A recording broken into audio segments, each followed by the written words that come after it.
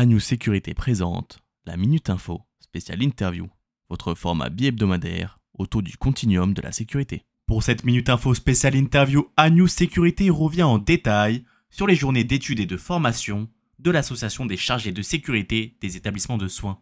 Pour Agora Média, François Reynoul, président de l'Access et ingénieur prévention sécurité aux hôpitaux Drôme Nord, dresse le bilan de ce rendez-vous.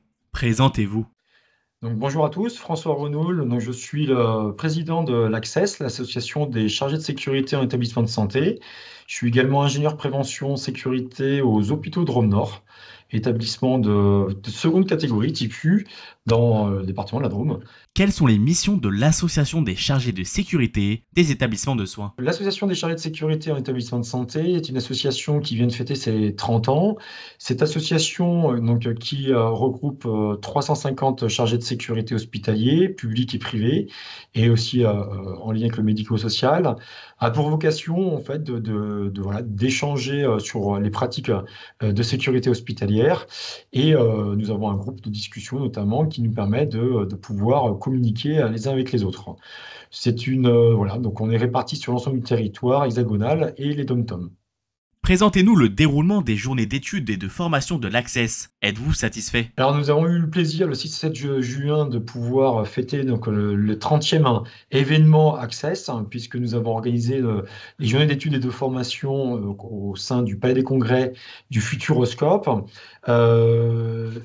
Journées qui ont connu un vrai succès avec la participation de 120 chargés de sécurité, soit plus de 30% de l'association. Et nous avons pu échanger sur plusieurs sujets, notamment sur tout ce qui avait attrait, pour commencer, sur la sécurité des badges, qui aujourd'hui devient un sujet crucial pour les établissements de santé, crucial puisque nos systèmes de contrôle d'accès connaissent aujourd'hui un niveau de maturité de plutôt avancé. Les installations, les infrastructures sont posées. Maintenant, la question du badge est d'actualité. Ensuite, on a poursuivi par une grande table ronde l'après-midi sur la gestion du risque incendie en lien avec les batteries au lithium. Nous avons pu avoir une table ronde avec le CNPP, avec le SDIS 86, le service de prévention du SDIS 86, et nous avons eu des retours d'expérience du CHU de Nantes et du centre hospitalier de Valence. Voilà, donc l'idée était effectivement de pouvoir poser la problématique, ce que représente une batterie au lithium, ce qu'est une batterie au lithium et quels sont les risques associés, qu'est-ce qu'on a pu avoir comme sujet au sein des structures hospitalières et quelles mesures de prévention ont été mises en place. Sur la deuxième journée, le vendredi matin, nous avons commencé par une intervention de Christophe Baltus du CHU de Poitiers, on a abordé donc le plan de prévention national des violences, de lutte contre les violences faites aux soignants, pour refaire un peu le point de ce plan d'action national qui est sorti au mois de septembre 2023.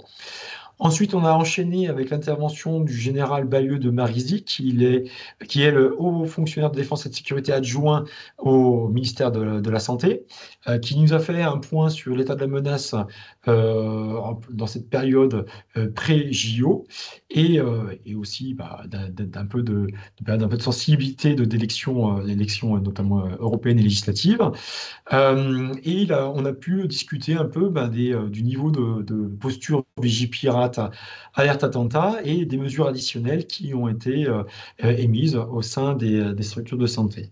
Voilà, on a ensuite eu le plaisir de pouvoir accueillir Nathalie Champion de l'Éducation nationale, qui nous a présenté donc la filière nationale des métiers de la sécurité incendie, l'ensemble des diplômes qui existaient dans cette filière sécurité au niveau de l'éducation nationale, et de présenter les travaux que nous portons avec elle, avec l'éducation nationale, au sein de l'Access pour la création d'une qualification d'agent de sécurité hospitalière.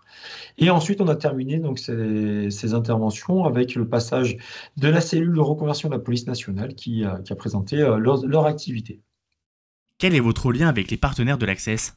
Alors, si nous avons eu le plaisir d'accueillir 120 chargés de sécurité, nous avons pu aussi avoir un salon exposant d'une soixantaine d'entreprises partenaires de l'Access, qui donc connaît un fort succès puisque nous avons été contraints de refuser certaines personnes. voilà.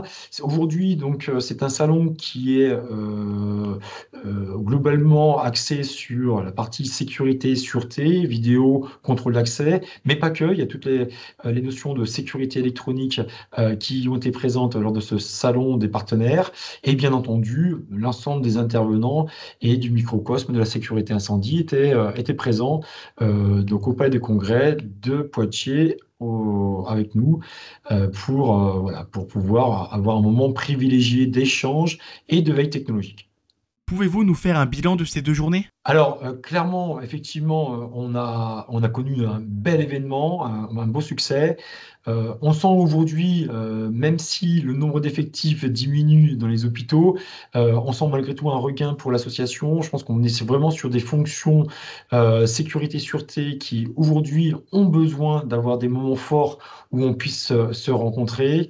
On a nous-mêmes, au niveau de l'Access, profité de cet événement pour pouvoir lier encore de nouveaux partenariats, que ce soit avec l'Agora des directeurs sécurité-sûreté, avec les secteurs de la sécurité privée ou encore avec l'éducation nationale et les autres partenaires, les FFMI.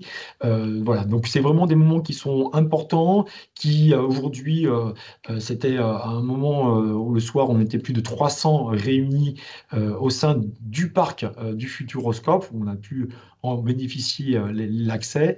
Et ça devient un moment privilégié et vraiment très important pour le milieu de la sécurité hospitalière, mais je pense aussi voilà, pour les entreprises de sécurité électronique. C'est un moment aujourd'hui qui devient incontournable. Quand auront lieu les prochaines journées d'études et de formation de l'Access? Voilà, donc du coup, nous aurons le plaisir, bien sûr, de continuer ces événements. Tout d'abord, nous avons la chance de pouvoir organiser un colloque Access au sein du CHU de Lille le 27 novembre 2024. Et ensuite, bien sûr, nous aurons les 31e journées d'études et de formation qui se dérouleront au Palais des Congrès de La Rochelle les 5 et 6 juin 2025.